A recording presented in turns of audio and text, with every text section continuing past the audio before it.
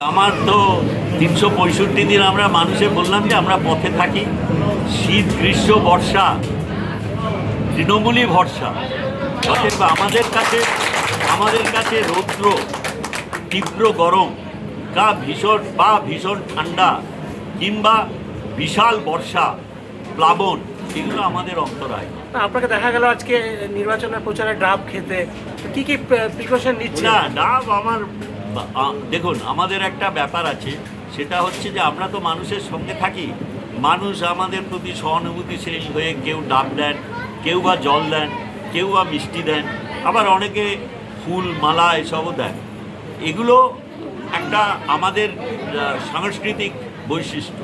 আর আমরা যেহেতু পরিচিত মুখ, ৩৬৫ দিন মানুষের সঙ্গে থাকি, মানুষ অনেকভাবে আপ্যায়ন করে আমাদের। এটা আমাদের না শারীরিক কোনো সুবিধা অসুবিধা কোনোটাই এতে বাড়ে বা কমে না। একটা বয়সেও তো একটা ব্যাপার আছে যে এত আমি তো ৭৯ বছরের যুবক। দেখেছেন কোনোদিনও বয়সের ভারে আমি নুয়ে গেছি। আর আমি তো রাস্তায় যেতে যেতে, আপনারা জানেন না হয়তো, এখানে অনেকে যারা গ্রাম অঞ্চলের মানে বিশেষ করে কৃষি প্রধান জেলাতে অনেকে জানেন, আমি রাস্তায় যেতে যেতে যদি ব্যতিক্রমী কোনো চেহারা দেখি কোনো গাছের, আমি রাস্তায় নেমে পড়ে অনেক সময় মাঠেও নেমে যাই। তো সেখানে তো রোদ গ্রীষ্ম বলে কিছু আমাদের অন্তরায় নেই। আমি মানে মাঠে থাকতে ভালোবাসি, আর সর্বোপরি এটা আমার ছোটোবেলার থেকে অভ্যেস, আমি মানুষের সঙ্গে থাকতে ভালোবাসি।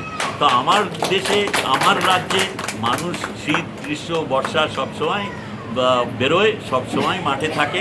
আমরা ঠিক শীততাপ নিয়ন্ত্রিত ঘরে বসে থাকা লোক নয়, সেই জন্য আমাদের অত কষ্ট। তাও কি কি প্রিকশন নিচ্ছেন? খাওয়া দাওয়ার মধ্যে কি রাখছেন? সেটা বলতে পারেন, বয়সের সঙ্গে সঙ্গে খাওয়ার চাহিদাটা তো কমে যায়, সেজন্য আমি একটু কম খাই, স্বল্পাহারী, এবং তাতেই ফিট থাকি। কারণ খাঁচাটা তো পুরনো, আমি যতই যুবক হই খাঁচাটার কথা মনে রাখতে হয়।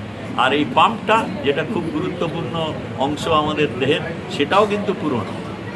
অতএব আমার কোনো কিছু মেরামত করতে হয়নি ঈশ্বরের কৃপায়। ঈশ্বর আছেন ওপরে, নিঃস্বার্থভাবে মানুষের কাজ করলে তিনি শক্তিও যোগান, স্ট্যামিনাও যোগান, আর সব কিছু সহ্য করার ক্ষমতা দেন।